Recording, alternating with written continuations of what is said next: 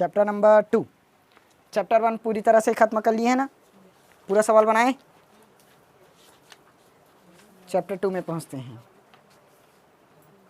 देखो, एक विद्यालय के प्रश्नावली 1 है ना, निम्न कथनों को समीकरण के रूप में लिखिए। एक विद्यालय के क्रिकेट कोच ने 3 बल्ले और 6 गेंदें 3900 रुपये में खरीदी, वहीं उन्होंने 1 बल्ला और 2 गेंद 1300 रुपये में खरीदे। इसके लिए हमें समीकरण बनाना है कथन के लिए। इसको पहले पढ़े हो, थोड़ा बहुत अगर याद हो तो। दुकान में गए, ठीक, हम लोगों ने लिया मान लो ये 5 किलोग्राम शक्कर और 5 किलोग्राम नमक का मूल्य कितना है, मान लो 40 रुपये है। ये इसके लिए हमें क्या बनाना है, समीकरण। तो देखो 5 किलोग्राम शक्कर और 5 किलोग्राम नमक का मूल्य 40 रुपये। अब ये कैसे बता सकते हैं कि किसका मूल्य कितना रुपए है, ये नहीं बता सकते ना। वैसे ही इस पर और जोड़ लो, और क्या क्या जोड़ें, दाल और चावल जोड़ लेते हैं, गेहूं और चावल। चलो 10 किलोग्राम गेहूं और 10 किलोग्राम चावल कर लो, चावल का मूल्य इसको मान लो 100 रुपये है, हो गया। अब यहाँ से देखो 5 किलोग्राम शक्कर और 5 किलोग्राम नमक का मूल्य कितना है, 40 रुपये। लेकिन ये तो नहीं पता है कि एक बस का थोड़ी ना निकाल देंगे। जैसे 40 को 5 से भाग किए, 5 अट्ठे 40। अब उस 8 रुपये को हम लोग शक्कर का बताएं कि नमक का बताएं, दोनों का हो सकता है ना, किसी का भी। इसलिए दोनों क्वांटिटी है तो उसको क्या करना पड़ेगा, एक एक करके निकालना पड़ेगा। एक को x मान लेते हैं और दूसरे को y, ये है। इसीलिए बना 2 चरों का रैखिक समीकरण। 2 चर मिला, एक चर शक्कर के लिए और एक चर नमक के लिए। समझ में आया? क्योंकि यदि एक बस से निकाले एक बस से तो कुछ पता नहीं चला, इसलिए 2 निकालना पड़ेगा। तो मान लिए, क्या मानोगे, शक्कर को x माना। शक्कर का मूल्य क्या है, शक्कर का मूल्य x है, और नमक का मूल्य y मान लिए, हो गया। अब देखो हमें कितना बोला गया है, 5 किलोग्राम शक्कर बोला है, तो अब भी बताया था 1 किलोग्राम का x, तो 5 किलोग्राम के लिए 5x, तो 5x बना शक्कर का, और नमक का 5y बनेगा, और दोनों का कुल मूल्य कितना है, 40। तो कुल मूल्य के लिए योग करेंगे, कितना आएगा, 40। ये हमारा समीकरण 1 हुआ। अब वैसे इस पर भी देखते हैं। गेहूं को मान लेते हैं दूसरा में, गेहूं का मूल्य x मान लिए और चावल का मूल्य y मान लिए। तो देखो 10 किलोग्राम क्या है हमारे पास, गेहूं, और 10 किलोग्राम चावल, दोनों का कुल मूल्य 100 रुपये है। इसको मानेंगे इक्वेशन सेकंड। अब समझ में आया? ये है समीकरण बनाना। ये समझ में आ गया ना, समीकरण कैसे कैसे बनाना है। अब देखो हमें क्या दिया, एक विद्यालय के क्रिकेट कोच ने 3 बल्ले और 6 गेंद कितने में खरीदा, 3900 में। तो आप कैसे बता सकते हैं एक गेंद का मूल्य या एक बल्ले का मूल्य या तो 6 गेंद का मूल्य। 6 गेंद में एक गेंद का मूल्य भी कैसे बताएंगे, और 3900 है तो दोनों का योग दिया है, दोनों का योग दिया है। अब या तो 3900 दिया है ना, या तो 3800 रुपये बल्ले का मूल्य कितना होगा, 3800, और गेंद का मूल्य 100, तभी 3900 बना। या तो बल्ले का मूल्य 3800 है और गेंद का मूल्य 100 है, तब भी 3900 बना। या तो 3700 है गेंद का मूल्य, 200 है बल्ले का मूल्य, तब भी बन सकता है। तो ऐसे कितना सारा बना सकते हैं, इसलिए इसको इक्वेशन ही में ही बनाएंगे। समझ में आया?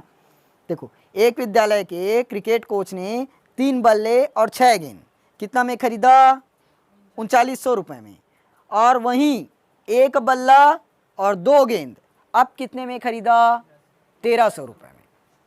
तो मानना पड़ेगा बल्ले की संख्या को x मान लेते हैं और गेंद की संख्या को y मान लेते हैं। ठीक, माना पहला है, माना बल्ले की संख्या, बल्ले मतलब बैट ना, जानते हो ना, बैट बॉल, उसको बैट को हिंदी में बल्ले कहते हैं।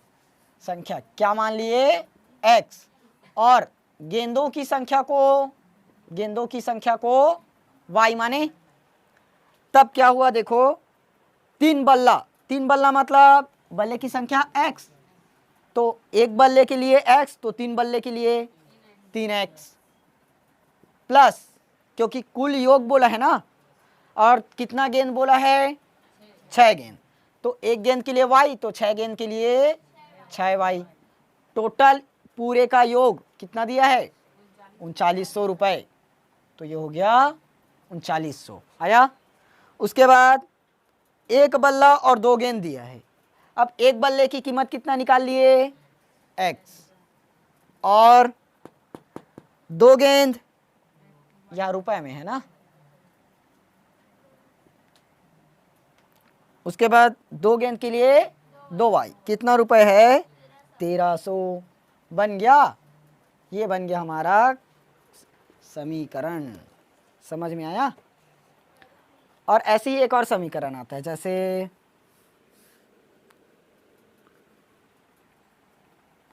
ये लो, रमेश की आयु उसके पिता की आयु की इसको 3 गुनी मान लेते हैं, 3 गुनी है, ये रमेश की आयु उसके पिता की आयु की 3 गुनी है, तब मान लेते हैं रमेश की आयु क्या है, x है, तो उसके पिता की आयु 3x होगा। अब मान लो रमेश की आयु 15 है तो उसके पिता की आयु 45 होगी, बना इक्वेशन। ऐसे इक्वेशन बनता है, समझ में आया, क्योंकि ऐसे में तो डायरेक्ट नहीं निकाल पाएंगे ना, ऐसे कितना एग्जाम्पल बताओगे ऐसे, देखो रमेश की आयु यहाँ पर 10 भी रख सकते हैं तो उसके पिता की आयु 30 हो जाएगी, 8 रख दिए तब 24 हो जाएगा, 10 रख दिए तब 30, 15 रख दिए तब 45, 20 रख दिए तब 60, तो कौन सा एग्जैक्ट वैल्यू है, इसके लिए x और y मानकर निकालेंगे। समझ में आया, ये पहला लिखोगे, ये तो बन गया, क्या समझ में तो आ गया ना, मिटाओ सीधा, क्या लिखोगे,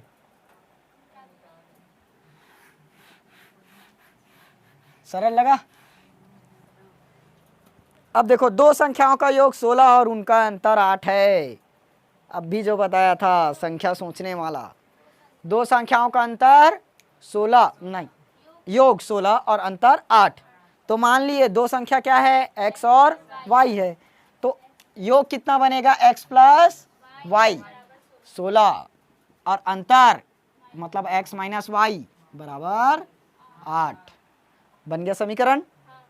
बस इतना ही करना है समीकरण बन। तीसरा बना लोगे क्या, और चौथा भी सेम बन जाएगा, पांचवा भी बन जाएगा ना। बस कॉन्सेप्ट तो क्लियर हो गया है, इधर बना सकते हो, जिस क्वेश्चन में प्रॉब्लम होगा उस क्वेश्चन को कल पूछ लेना, ठीक।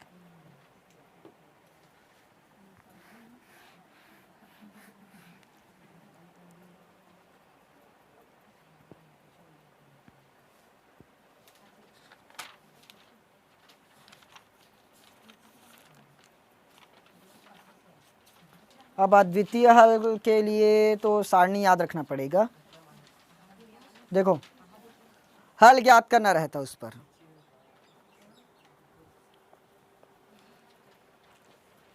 अब हल ज्ञात करने के लिए ना एक समीकरण है, उसको याद रखोगे, एक सारणी बना रहा हूं यहाँ, उसको याद रखना। पहला देखो, यदि मेरे पास a1/a2 बराबर नहीं है b1/b2 के, ax² plus bx plus c बराबर 0 लिए हैं, तो a और b का मान मिलता है। वैसे यहाँ पर a और b का मान दिया रहेगा हमें क्वेश्चन में, a1 a2 और b2 a b c तीनों का मान रहेगा एक समीकरण में, दूसरे समीकरण में भी a b c उसका भी मान रहेगा, ठीक। तो a1/a2 b1/b2 एक ये मिलेगा, और दूसरा रहता है a1/a2 बराबर b1/b2 बराबर c1/c2, ये तीसरा रहता है a1/a2 बराबर b1/b2 बराबर c1/c2। इसमें एक ठो में कोई भी कट रहता है, ये वाला, इसको मान लो, इसको मान लेते हैं। देखो, a1/a2 और b1/b2 इसमें x और y का मान प्राप्त होता है, x और y का क्या होगा, मान प्राप्त होगा, मतलब हल मिलेगा अद्वितीय, अद्वितीय हल, इसको याद रखना ना, अद्वितीय हल। अद्वितीय हल रहेगा तब रेखाएं क्या होगा, प्रतिच्छेदी, प्रतिच्छेदी रेखा, प्रतिच्छेदी रेखाएं। ठीक, समझ में आया। और a1/a2 बराबर b1/b2 बराबर c1/c2, ये रहेगा तब कोई हल नहीं, कोई हल नहीं, अनेक हल होगा शायद, अनेक हल, अनेक हल, इस पर अनेक हल, अनेक हल, अनेक हल रहेगा तब समांतर रेखा, अनेक हल के लिए तो समपाती रेखा आता है यहाँ, अनेक हल के लिए समपाती रेखाएं, अनेक हल के लिए समपाती रेखाएं।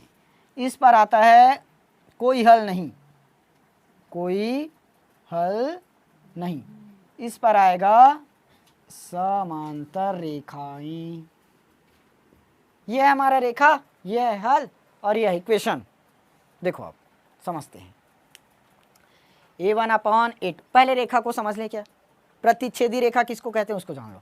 जैसे कोई भी ये रेखा एक तरफ जा रही है, ठीक, हमने क्या किया, इस रेखा को दूसरी रेखा से काट दिया, ये ऐसे लाए एक रेखा को, और देखो यहाँ पर क्या किया, यहाँ कटा है ना, दोनों बिंदु यहाँ पर मिला, मतलब कटान बिंदु मिल गया। तो ये तो जानते हैं जब ग्राफ बनाते हैं ऐसे, तो एक क्या रहता है x और दूसरा y रहता है, तो इसको भी वैसे ही बनाते हैं। देखना, ये मैंने क्या बनाया, एक ग्राफ बनाया, ये x और ये y हो गया। अब इस मान को काटना है, कहीं पर कटेगा, प्रतिच्छेदी रेखा मतलब जो क्या करे, एक दूसरे को प्रतिच्छेद करे, इस प्रकार से तो कटान बिंदु मिलता है, कटान बिंदु मिलेगा, ये है। तो जो एक मिला वो x का होगा और एक y का मान होगा, एक x का मान होगा और एक y का, जो पहले दिया रहेगा वो x का मान होगा, जो बाद में दिया रहेगा y का मान होगा, क्योंकि पहला x को लेते हैं ना, समीकरण बनाते हैं, तो x और y, इसको शायद कल बताया था ना कल की क्लास में, ये 5 और 4 लिए, तो पहला x था और दूसरा y था, बताया था। तो ये हो गया, ठीक, कैसे हुआ इसको जान लो। देखो मान लो ये रेखा है, यहाँ से गया, इस प्रकार से इसको काटे, तो एक कटान बिंदु यहाँ पर मिला और दूसरा कटान बिंदु यहाँ पर मिला, हो गया। तो इसको मैं क्या लिख सकता हूँ, 0 पर x क्या मिला है, 0 पर नहीं, हाँ ऐसे मत काटो, इसको थोड़ा सा उल्टा होगा, एक प्रकार से और है, उससे काटते हैं।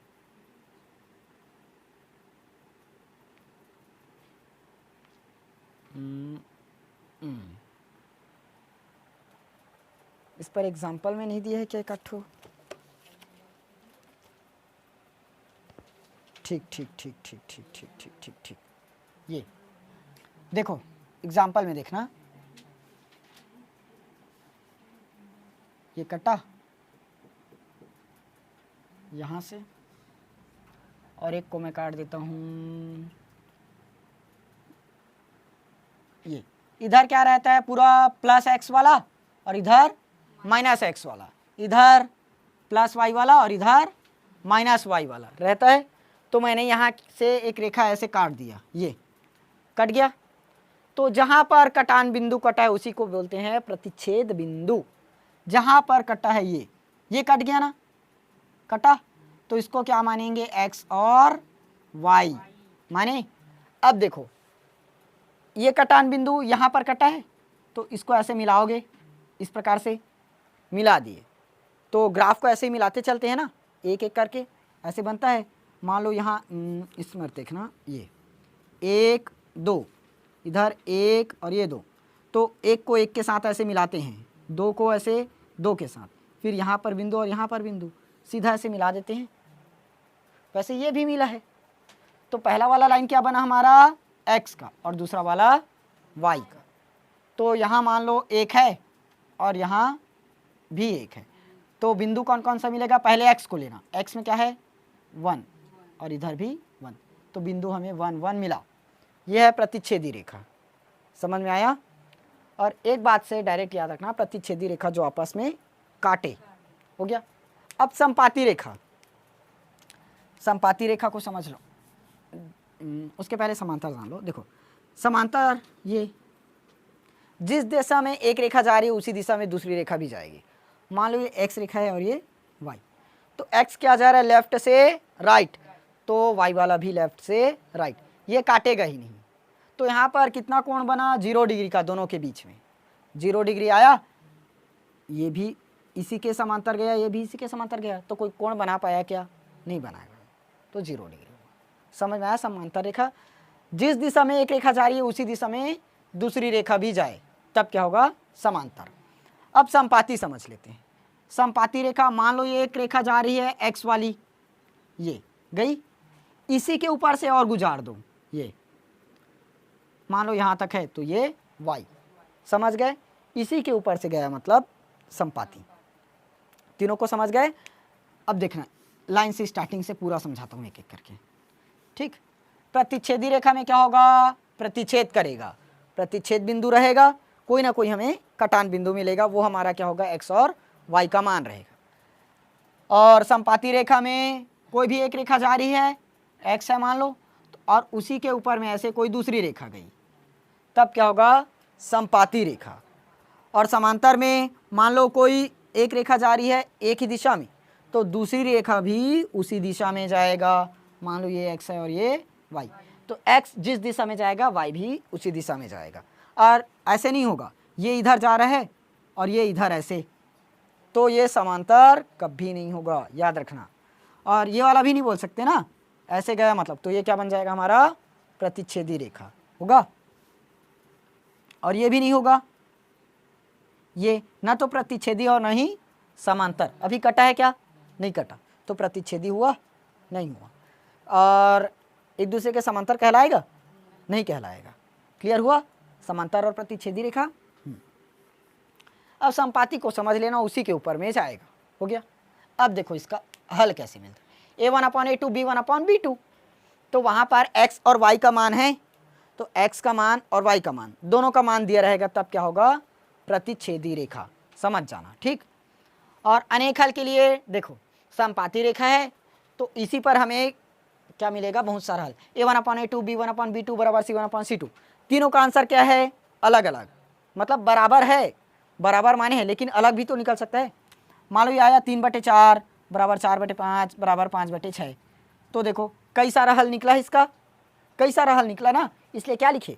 अनेक हल। और अनेक हल रहेगा तब संपाती रेखा। समझ गए? फिर उसके बाद a1/a2 b1/b2 और c1/c2, सिर्फ ये वाला बस बराबर रहेगा। देखो दो ही रेखा गया है तो दोनों का क्या होगा? बराबर रहेगा, लेकिन एक रेखा तो नहीं दर्शाए, तो सी वाला रहेगा ही नहीं। समझ गए? तो ये क्या रहेगा? बराबर नहीं रहेगा। तीनों समझ गए? तीनों रेखा को बस नोट।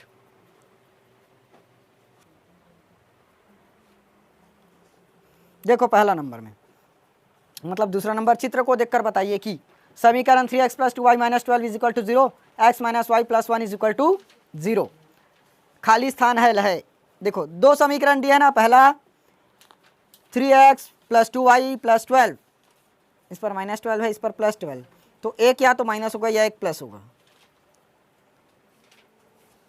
ग्राफ को देखो, दूसरा पृष्ठ नंबर 43, प्रश्न दूसरा, ठीक। तो दो समीकरण दिया है ना। अब देखो यहां पर क्या हो रहा है, ये एक रेखा इस तरफ जा रही है इधर, और दूसरा रेखा इसी को ऐसे काट रहा है, तो बीच में क्या मिला है हमें? बीच में प्रतिच्छेद बिंदु, कटान बिंदु मिला। और कटान बिंदु का नाम क्या क्या है? देखो इसमें समझा देता हूं ना। देखो एक रेखा इस तरफ से ऐसे जा रही है, गई, और एक रेखा इधर से गया है, और यहाँ पर हमें कटान बिंदु मिला है जिसका 2 और 3 ये दिया गया है, 2 और 3। तो बताया था कटान बिंदु मिला मतलब कौन सी रेखा होगा? प्रतिच्छेदी। और प्रतिच्छेदी रेखा में अद्वितीय हल, तो हल क्या होगा? अद्वितीय। अब अद्वितीय रहेगा तब हमें क्या मिलेगा? x और y का मान मिलेगा। तो x का मान यहाँ क्या होगा बताओ, 2 और y का 3, x का मान 2 और y का मान 3, सामने में पहला x और दूसरा y, तो 2 और 3 हो गया। उसके बाद दूसरा नंबर में देखो, अब रेखा क्या दिया है, सिर्फ एक ही दिया है इस प्रकार से, ये एक ही रेखा ऐसे गया है ना। अब एक ही रेखा गया है तो इस पर कोई कटान बिंदु दिख रहा है क्या कहीं पर, नहीं है, एक ही रेखा में कहाँ कटान बिंदु रहेगा।